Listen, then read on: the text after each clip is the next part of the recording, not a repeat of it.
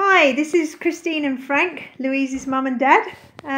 We're just going to share a few thoughts about our lovely daughter Louise. Don't know if many of you know this, but Frank and I were at Bible College, and Louise was conceived actually in America at Bible College. So when she was growing in the womb, she was listening to worship music right from day one, when we used to go into chapel for at least half an hour to an hour every day and just worship God at the beginning, of our learning time. And she was I was 7 months pregnant when we travelled back from America to England, and she was born on the 1st of July 1988 in Margate Hospital, which is just down the road from where we live at the moment. And it was great. We had a Christian midwife, and when I got to the hospital, we prayed and committed the whole time to God. And then when we'd had Louise, we just sat and thanked God together as well. So Louise had a pretty remarkable experience all through her conception and her birth. So, Frank, what was the first thing we noticed about Lou when she was born? Well, the first thing I think we noticed was that the nurses called her Snow White because she had dark hair and beautiful tiny red lips. She struggled with colic as a baby, but apart from that, she was lovely.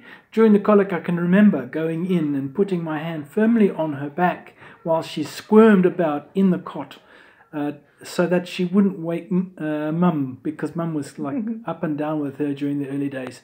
But eventually, she would go to sleep. Yeah, she was just lovely. Yeah, she was good. She was perfect.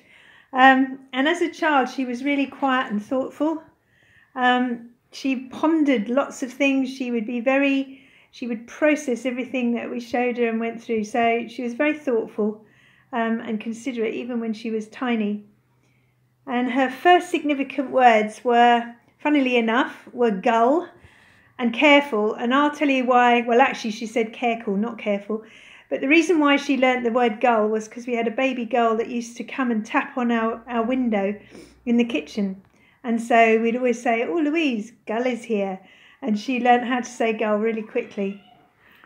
And I was in the process of painting the radiators at the house we were living in, and she wanted to come and paint. And so I gave her a brush, and I said, "Now, Louise, be careful, all right?" And she said, "Careful, Daddy."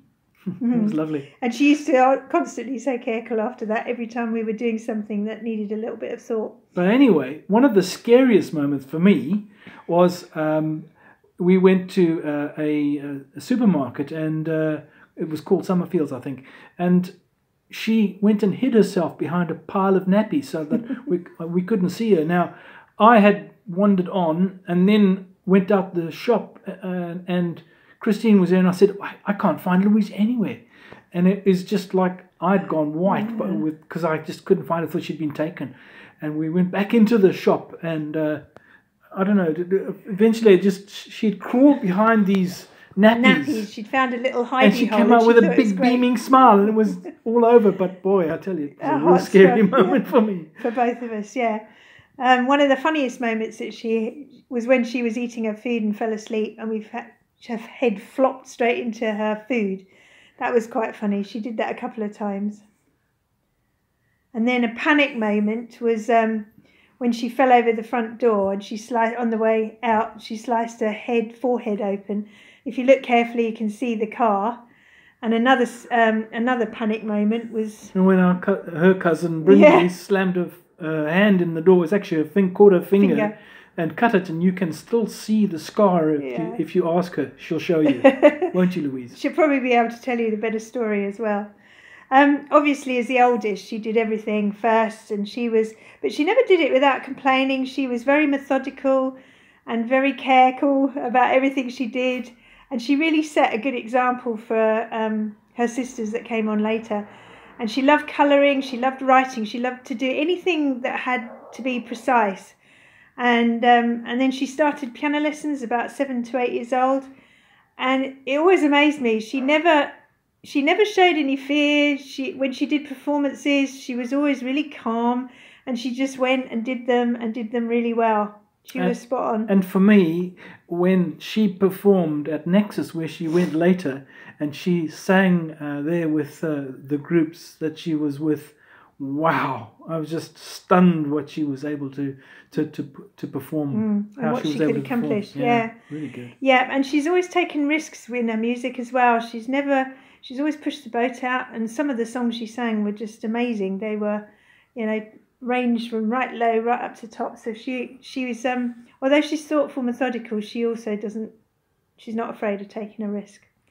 Anyway, being number one meant she was big sister first to Lauren, and those two really, their characters so complemented one another, and they were such good friends. Well, they still are such good friends, and we had lots and lots of fun and laughter with those two, didn't we?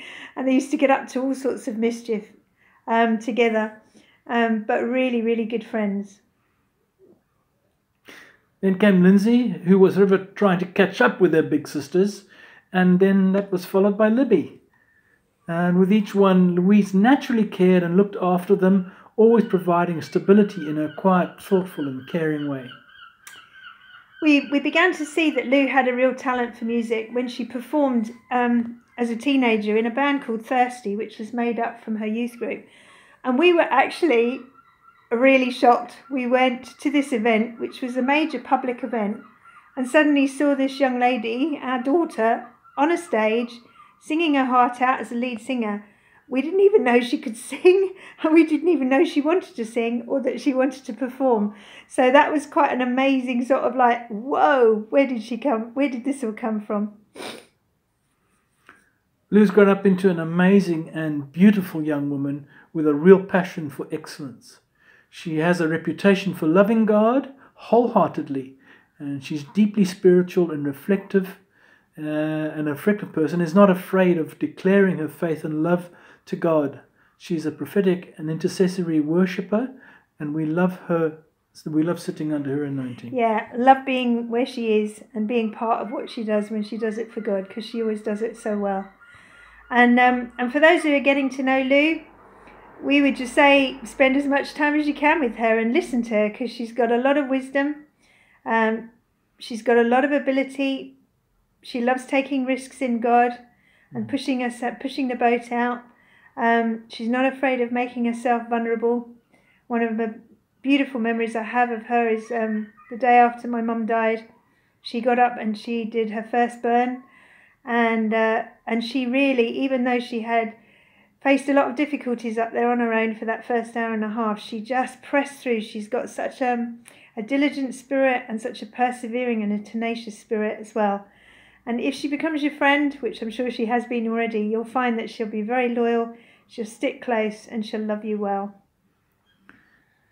We're so proud of all that she's become, and are looking forward to seeing what God is going to do with both Lou and Luke, locally, nationally, and internationally. And we both believe, don't we, that Yeah. God has definitely brought them together, and they've definitely got complementary giftings, and that God's going to use them mightily in the future. So we're really excited, and we're really excited about the wedding coming up.